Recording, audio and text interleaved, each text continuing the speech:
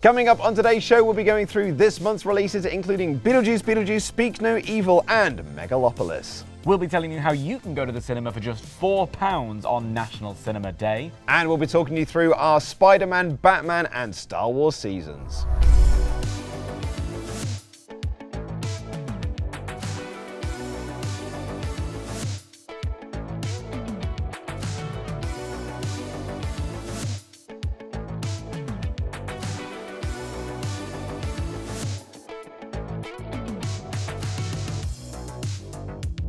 Hello and welcome to What's On at Cineworld Cinemas. I'm Luke Owen. And I'm Dan Layton. And we are here at the O2 at Cineworld Cinemas to tell you what is coming out this month, including, don't say it too many times, Beetlejuice Beetlejuice. Beetlejuice.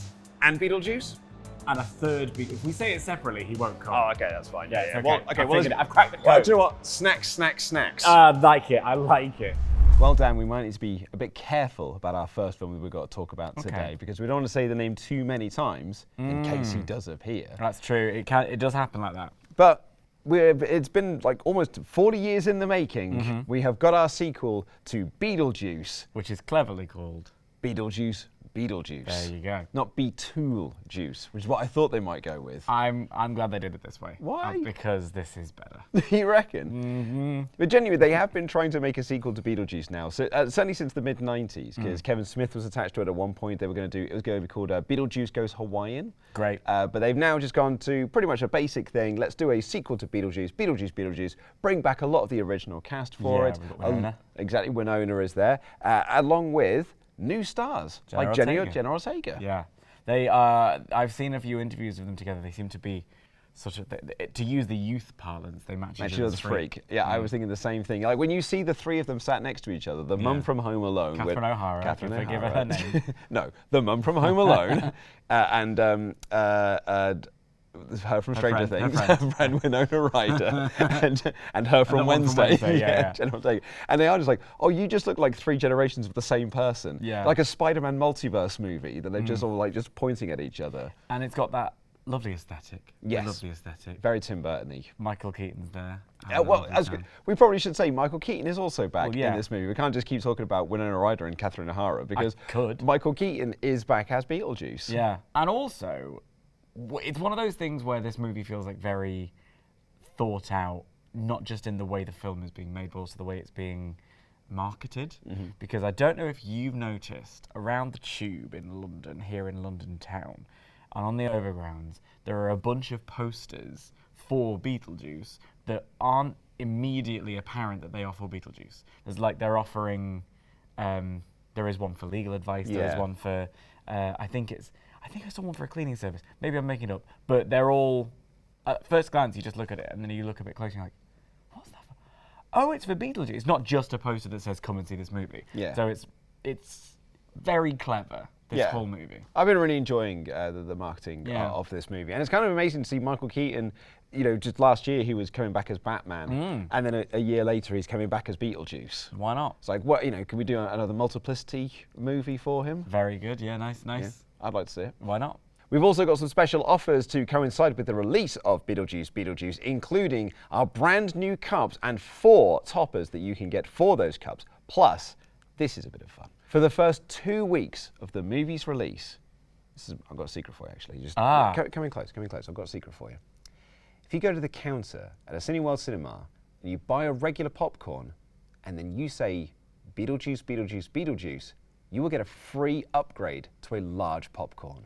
I love it. Just for the first 2 weeks, so just between the 3 of us, me, you at home, and obviously cameraman Ellis, and Courtney.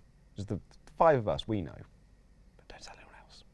But before we can get to Beetlejuice, we should really talk about that on August 31st, it's National Cinema Day. It's the most wonderful day of the year. It's Christmas for cinemas. It really is. Except for, you know, actual Christmas, which is very Christmas for cinemas. Yeah, I suppose you are right, but I can go to the cinema on National Cinema Day for just £4. £4 for any film? But yeah, so if I want to go to IMAX, lovely, £4. Lovely. I go 40X, that's 40X pounds. Oh, yeah, well. If I want to go to Screen X, it's £4. Yeah. And it's £4. Yeah. And if I want to get a popcorn and a drink, £6. So if I may recommend you to go hunting down the back of your sofa, because you'll be surprised what you can find. All you need to find are £4. If I go hunting down anyone's sofa, Yes, see go how around to your many you friend's can house. find. Root down the back of them. If you find a £2 coin, you're halfway there. So I'm saying it's a lot of opportunities to see a lot of films in one day. If you find enough sofas, you can do it. Anything's possible. But don't just take it from us fine folk. Why don't you see what this little trailer will tell you about National Cinema Day?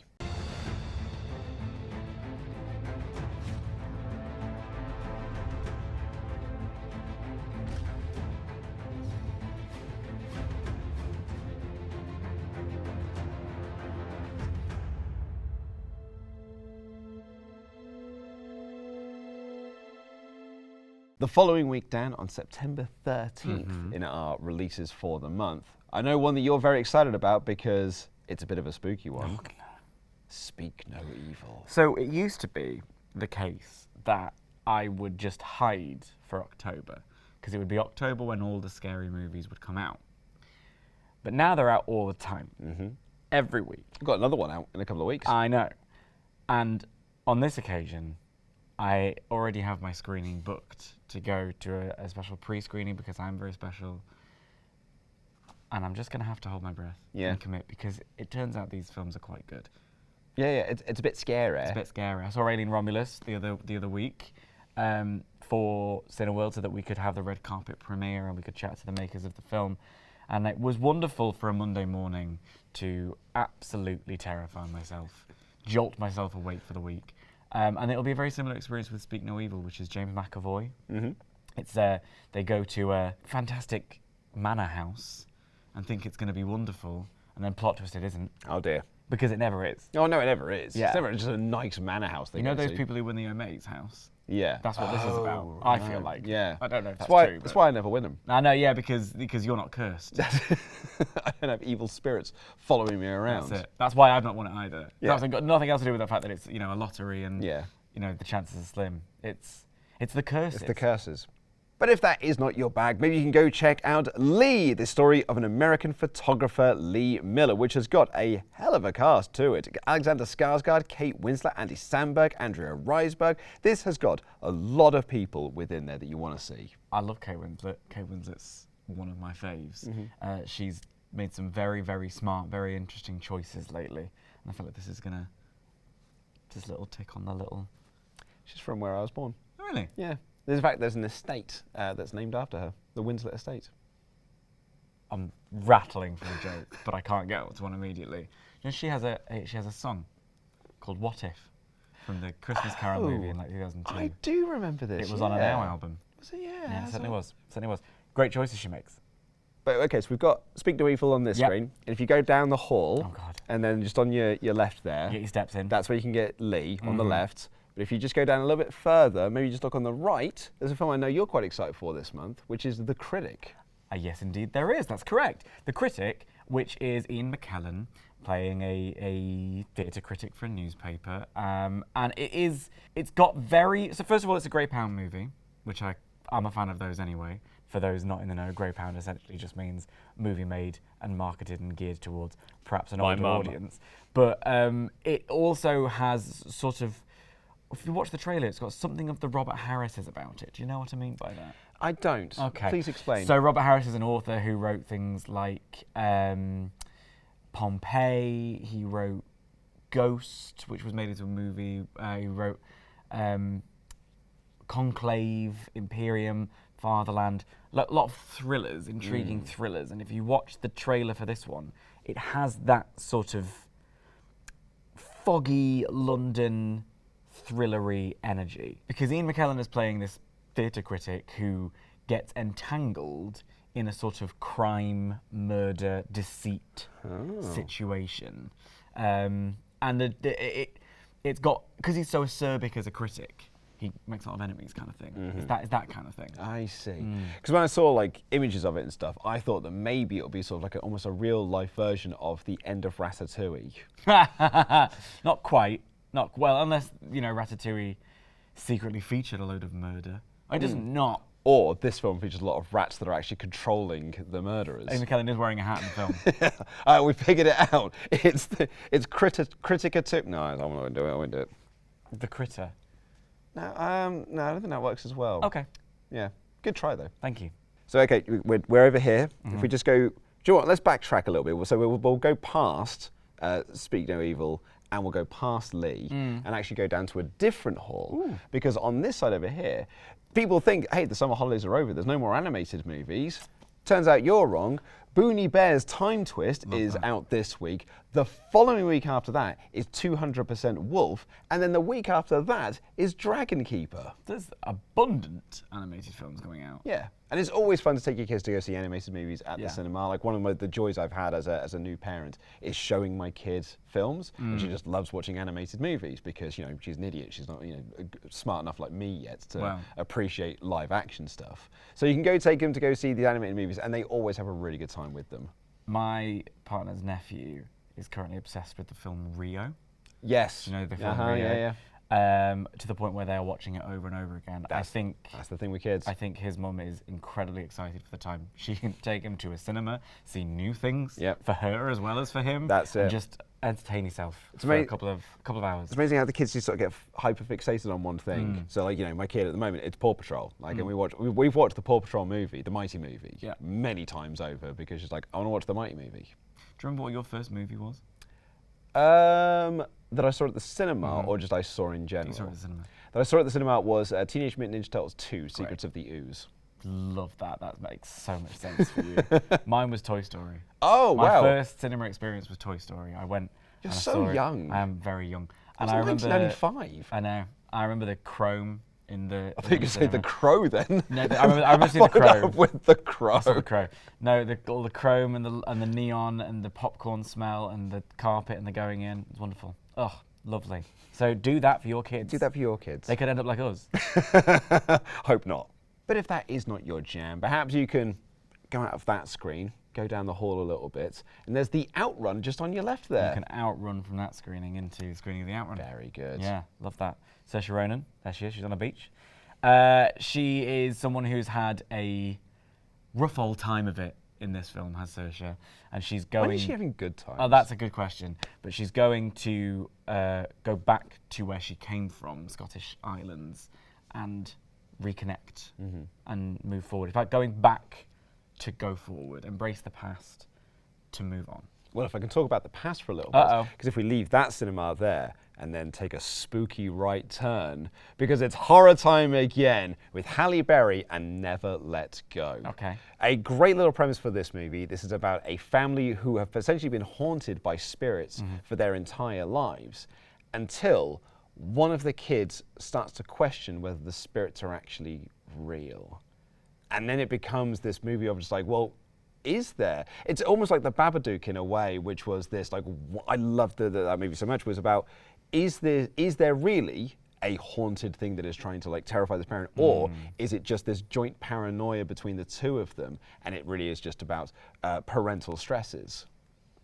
That's just scary, isn't it? And I think Dan might be a little bit terrified of this one. I'll take my hood in.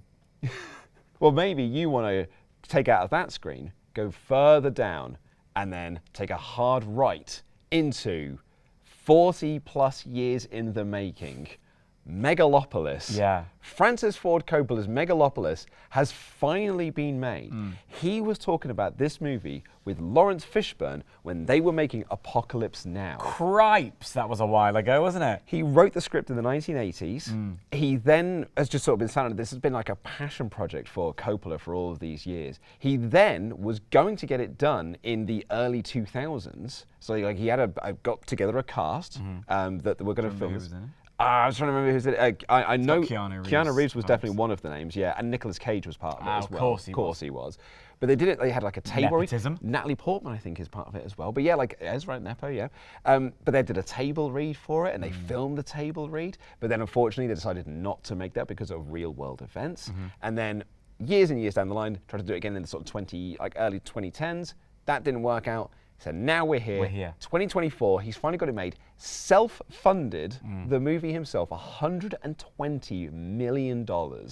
Francis Ford Coppola has finally made Megalopolis.